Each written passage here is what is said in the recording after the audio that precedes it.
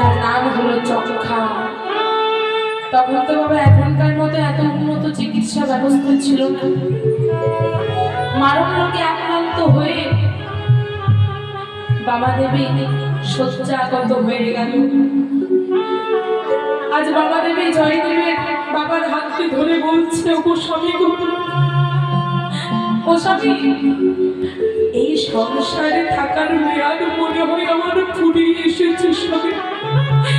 কিন্তু স্বামী গো, তুমি আমায় কথা দাও স্বামী, আমি এই সংসারে থাকি বা না থাকি, তুমি আমার ওই ছোট্ট 4 বছরের শিশু জয়দেবীকে মা আর বাবা কারোর অভাব তুমি বুঝতে দেবে না স্বামী। তুমি আমায় কথা দাও।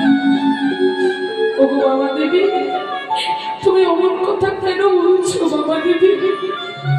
বাবা দেবী গো, ছোট্ট 4 বছরের জয়দেব সে এখনো মা ছাড়া কিছু বোঝে না, মা ছাড়া কিছু জানি না। যে মা বলতে অজ্ঞান, তুমি তাকে ছেড়ে চলে যাওয়ার কথা বলছো।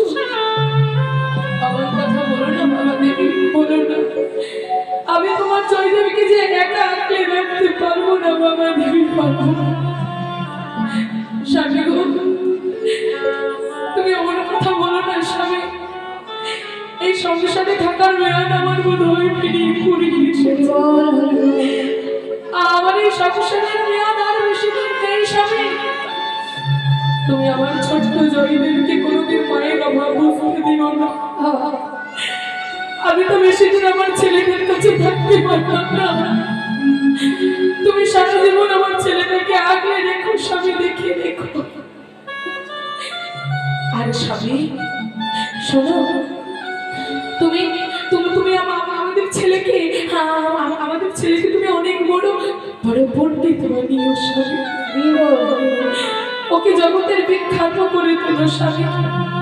চতুর্দিকে যেন জয়দেবের নাম ছড়িয়ে পড়ে এমন পণ্ডিত তুমি ওকে তৈরি করো স্বামী।